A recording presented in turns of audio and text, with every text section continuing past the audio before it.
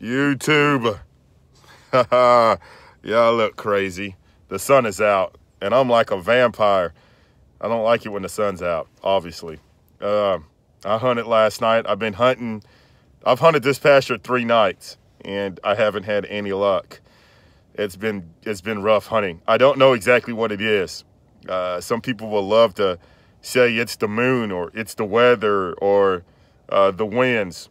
I'll call BS. I'll be honest with you, you just don't know. These animals are unpredictable. They will hit a pasture 2 days in a row, and they'll be 2-3 miles away in another pasture doing some more damage. You just don't know. The day that I posted video on this, I just swore up and down they'll be back that night. But that was also the same night we had a cold front come in.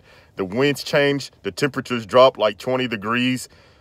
I want to say colder than that. And we did see some pretty cold temperatures, and the winds picked up. So, you know, these animals are just like us. They don't want to be out in the open when the temps are like this. So they might be in the brush. But again, I've killed them out in the wind. I've killed them out in the cold, out in the open. So it's kind of hard to pinpoint exactly why they're not back out here. I don't know what it is. So what I'm going to end up doing today is marking these holes, these wallers, and see if there's been any growth to the damage. But I can tell you right now, they haven't been back. This is extremely dry now. But we do have rain in the forecast. We do have rain in the forecast. And what I'm going to end up doing is putting a new feeder up over here in the corner and try to get them to come into the corn and get them used to the corn instead of doing more damage. Because when these pastures get saturated again, guess what they're going to do? They're going to keep digging. And I don't want them to do that. So I'm going to put bait out here. I'm going to put corn, just dry corn. It's in a feeder. I'm not going to mix it with no diesel. I'm not going to sour it up. Dry corn always works. And I would just put it in a feeder over there and let them have at it, because we don't need this damage to get any worse. But again, I don't know what's changed, to be honest with you.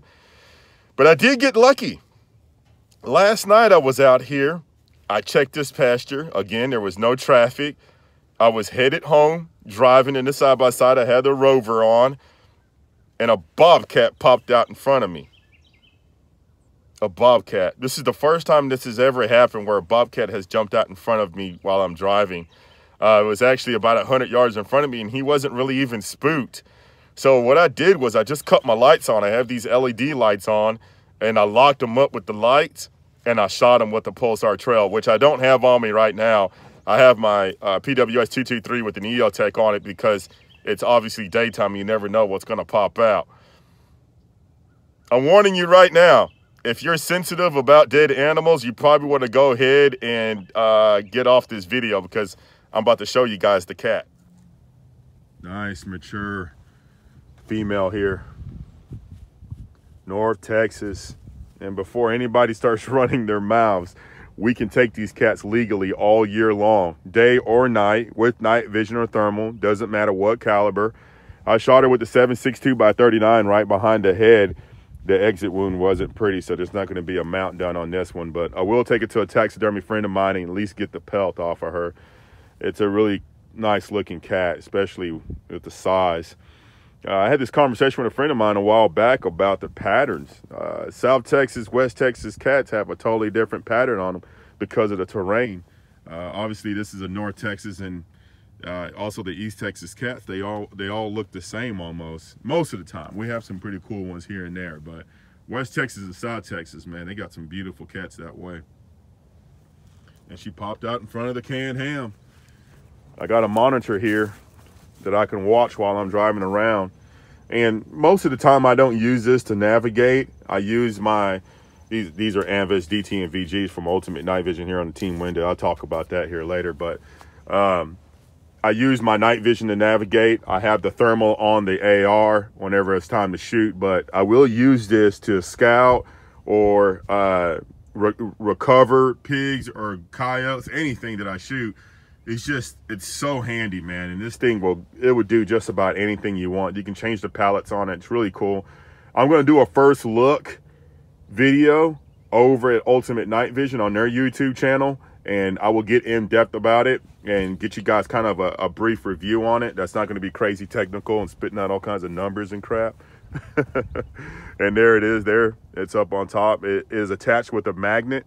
There's 4 magnets on the bottom, and I have a plate that's attached to the rooftop, and that's where it mounts.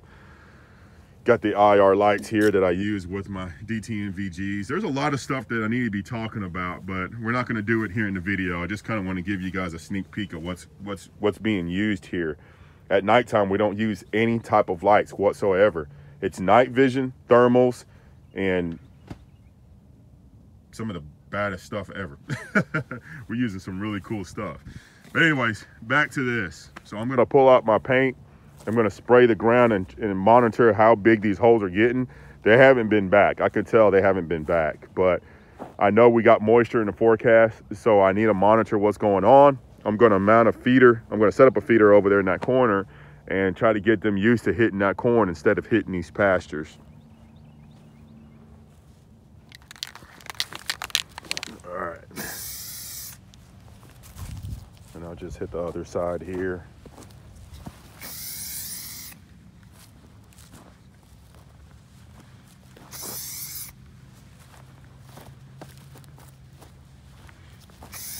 And I'll just do this on each hole.